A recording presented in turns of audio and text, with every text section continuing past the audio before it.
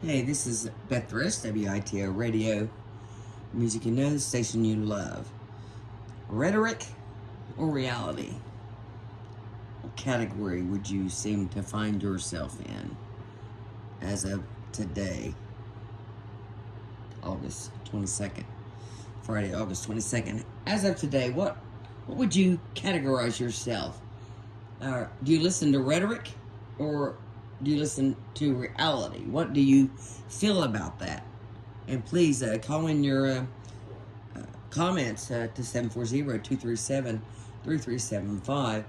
So much going on. I want to also add, if this is on today's show, a couple of segments that were on here I'd done a year ago, so it may seem lacking of recent events.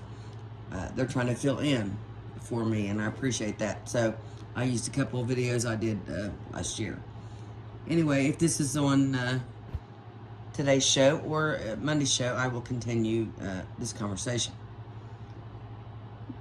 Also, how do you choose when you ever walk around the mall and somebody may be singing or somebody may be speaking or something like that, or even Santa, how do you choose whether to stay and listen to that person or stay and watch that person or turn and say, that doesn't interest me?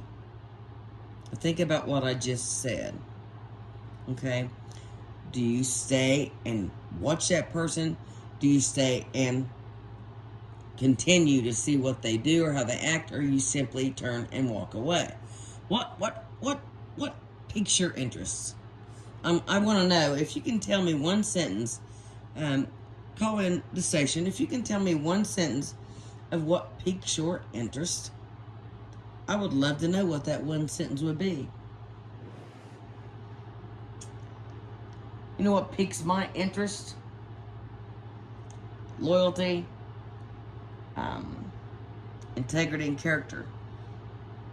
I would rather sit down with somebody that can have a healthy conversation without getting personally upset about it. And I understand that I've evolved for the last 3 or 4 years. I've evolved, and I feel good about it. Yes, I slip up, and for some reason, things I used to say on a daily basis a year ago, I'm apologizing ahead of time before it's on the radio that I said the word hell and bullshit.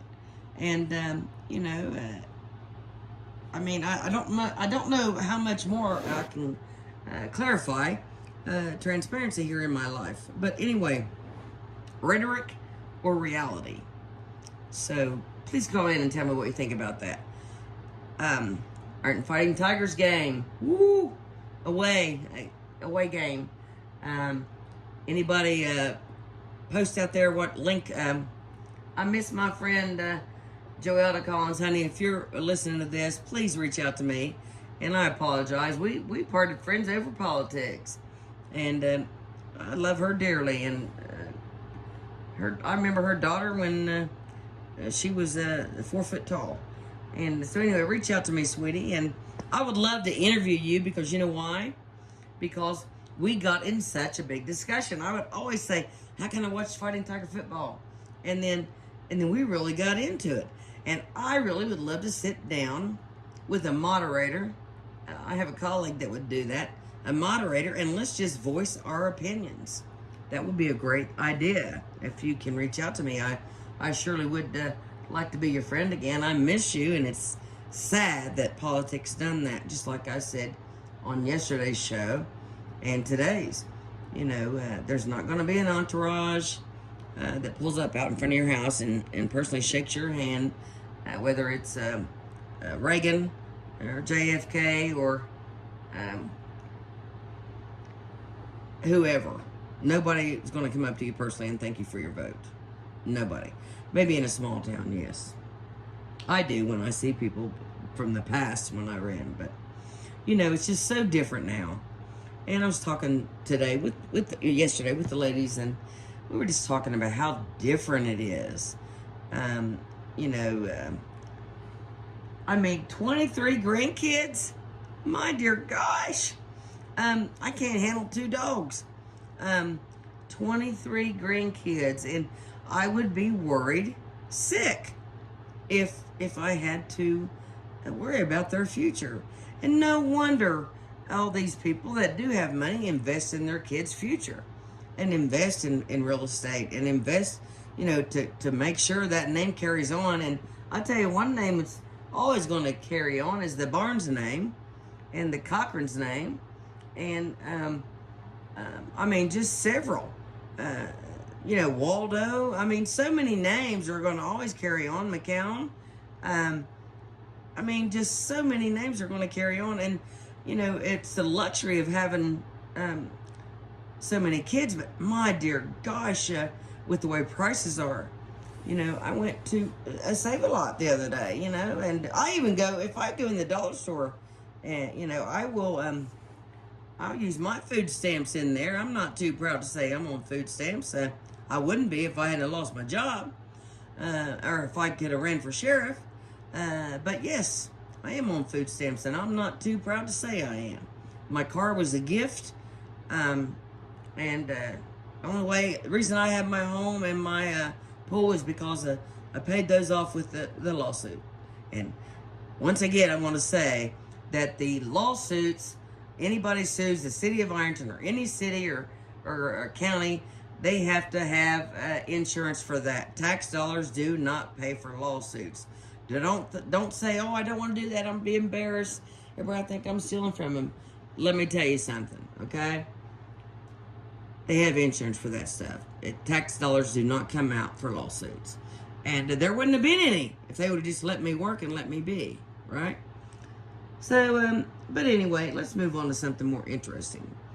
So, I don't know what happened down there at the riverbank yesterday. I heard it was some kind of party. I wish I would have known about it. I would have promoted it. Then I also heard some other things. So I don't know, thunder something. I don't know if it was called Thunder on the River. I don't know, because obviously I didn't obviously see it. I may be mistaken. I didn't see it. So also, the interview with Dr. Dingus is just, he's a very busy man. Some things have come up. We have that rescheduled, and Chili is still on for the 2nd, and so we'll see what we go from there. Also, I want to reiterate the thank you for everything, for understanding the reruns for the last Monday, Tuesday, Wednesday, and Thursday. Reference my eye, and thanks for all the prayers.